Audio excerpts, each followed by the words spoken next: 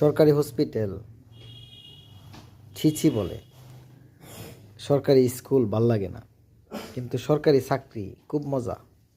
সোনার হরিণ পাওয়ার জন্য লাইন ধরে এবং ঘুষ দিয়ে মামা, চাচা, খালা, দাদা, ফুফু 14 গোষ্ঠী নিয়ে হাজির হয় সরকারি চাকরি পাওয়ার জন্য। কিন্তু সরকারি সার্ভিস, হসপিটাল, স্কুল এগুলো ভাল লাগে না। যারা এমন করে মামা, চাচা, খালা, ফুফু সোনার হরিণ মনে করে সরকারি চাকরি করতে চায়, তারা ওই সরকারি সেক্টরকে আপনার পঙ্গু বানায় রেখে দেয়। তাদের উদ্দেশ্য দুর্নীতি করা। চাকরি নিবে, চাকরি নিয়ে ওই যে হসপিটালে একটা চাকরি নিল, হসপিটালকে পঙ্গু বানায় রাখলো, নিজে অনেক কিছু করলো, বাট সার্ভিস শূন্য। সরকারি সার্ভিসের মূল উদ্দেশ্য হওয়ার কথা ছিল মানব সেবা, জনকল্যাণে সেবা করা।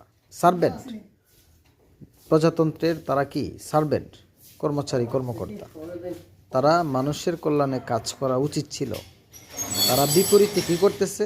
বিপরীতে তারা সরকারি চাকরিকে সোনার হরিণ মনে করে ওইটারে পুঁজি কইরা রুজি করার ধান্দা করতেছে। অনেক ডিসি অফিসে অনেক কর্মচারী আছে, যে আমি কয়েকজনের সাথে কথা বলেছি, যে বেতন কত পায় তারা জানে না। তার মানে বেতন তাদের প্রয়োজন নাই, অতিরিক্ত যে হাদিয়া পায় ওই হাদিয়া দিয়ে তারা ঘরবাড়ি কইরা মনে করেন যে। আমাদের মানে শেষ কথা হচ্ছে, আমাদের নৈতিক চরিত্র এত অধপতন হয়েছে। দেশপ্রেম যে একটা জিনিস, দেশপ্রেম ভিতরে নেই।